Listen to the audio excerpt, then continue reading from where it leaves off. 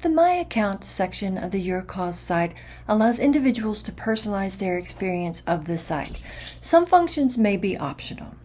Begin on the home page, select My Account.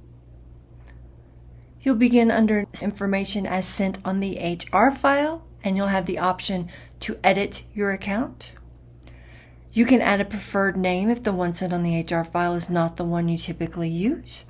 You can also select a language which can be used to translate standardized vocabulary within this site, such as the headers at the top. You can select a mobile number. The eye icon will tell you what features this is tied to. A preferred email if you prefer to use a personal email versus the one sent on the HR file. Current residence, again with the eye icon for additional information about why this information is requested. You can see here there's a drop down for country, territory, and state province as applicable.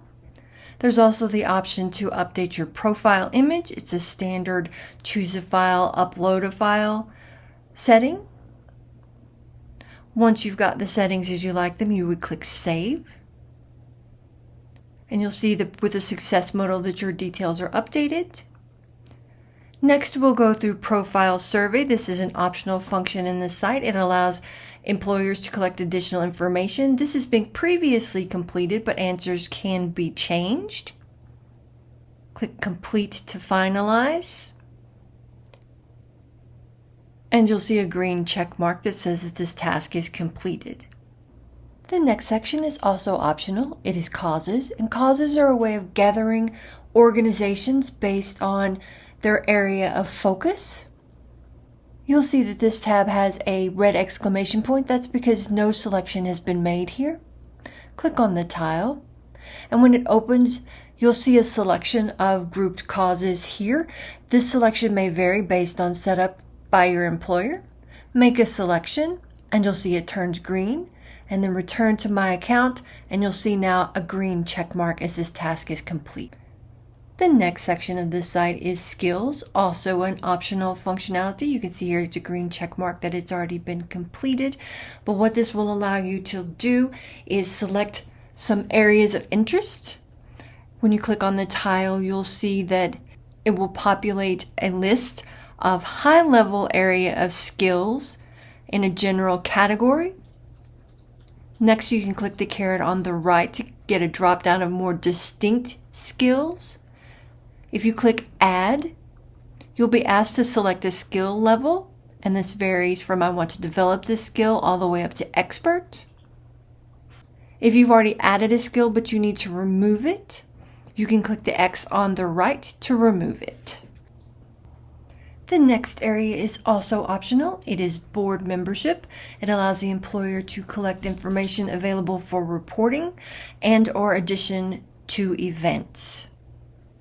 By clicking on the tile, you'll be taken to the options. Any previously entered information will show the role, the organization, and the dates of participation. If you need to edit previous participation, click the pencil on the right and save any changes. If you need to add additional information, you can see by the progress bar at the top there are multiple steps involved. This is also optional, so your setup may vary. You begin by entering an organization name, clicking Search, and selecting the organization as appropriate. On the next step, you'll select your role and the dates of service. On the next step, there's a custom question. There may be more than one. Make your answers and select Next. And then there's an affirmation statement. Again, optional, but you must complete it in order to save your settings. Next, you'll get the success modal that says you've successfully added your information. You can then add individual participation, or you can come in and do that later. The next functionality is Favorite Charities, which is a standard function within the site. It will automatically add any charity you interact with, either via donation or volunteering, to your list of favorite charities. When you open the tile, you'll see the name of the organization and some general information. If you need to remove it, click the X on the right. The next function is proxy, which is also optional in the system. This is the option to allow one individual access to another individual's account. We won't go into great detail with this description. We will just hit a high level. You'll see some basic instructions on how to assign a proxy. Then you'll see any pending request of you to act as a proxy. Then there will be people who are authorized to access your account. Any pending approvals, needed a response from the requester, and accounts that you can access. Vetting request is an optional functionality most frequently seen in clients with international donations. It allows donors to begin making a donation to an organization that is not currently listed in our site. Once a donation is begun, you'll see the name of the organization, the type of donation begun, and the amount donated, but the donation will not be completed until the status of the vetting is completed. You'll be able to track the status here and also receive emails related to the progress of vetting. If you need to remove any of these requests, again, click the X on the right.